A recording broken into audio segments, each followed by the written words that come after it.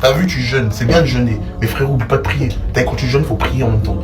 Faut pas faire que le jeûne. T'as capté quoi? Il compte pas sinon.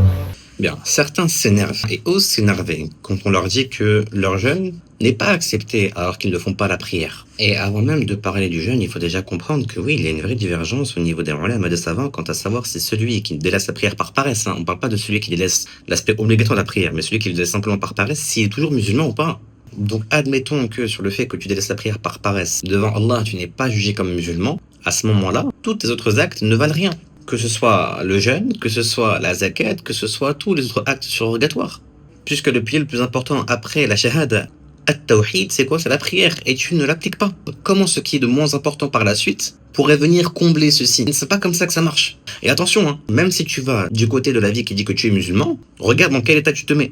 Quel genre de musulman tu es à ce moment-là? Quel genre de récompense tu vas avoir alors que ce qui est de plus important, tu ne le fais même pas? Et pire encore, pour ceux qui ont l'intention de prier simplement pendant le mois de Ramadan, d'arrêter après, quel genre de tromperie tu espères faire devant Allah subhanahu wa ta'ala, sachant qu'il sait exactement ce qui est dans ton cœur. C'est pas dans le but de décourager les gens que je dis tout ça, mais c'est quand même très important de vous rappeler le danger dans lequel certains se mettent en négligeant ce qui est de plus important. Et c'est Allah subhanahu wa ta'ala qui te le dit. C'est le messager sallallahu alayhi wa sallam qui te le dit, ce sont les sahaba qui te le disent, sachant qu'il y avait un consensus chez les sahaba pour dire que celui qui ne fait pas la prière est mécréant, par paresse. Donc à la place d'avoir un comportement de vouloir à tout prix gratter un petit peu de récompense par-ci par-là, tellement tu es flemmard, obéis à Allah subhanahu wa ta'ala, crée un peu ton Seigneur et un peu d'estime pour toi-même, sois un peu fier de cette religion, au lieu d'essayer de gratter comme ça. Et on espère que ce mois de Ramadan soit pour nous tous une cause de raffermissement dans notre foi, et que celui qui avait des manquements par le passé, Allah fasse de ce mois béni la cause par laquelle il ne retournera pas dans ses manquements. Et n'oublie pas qu'à l'approche du mois de Ramadan, on a toujours nos frères et sœurs au Soudan qui, eux, de leur côté, sont en train de mourir de faim. Ils sont en train de vivre une crise humanitaire sans précédent.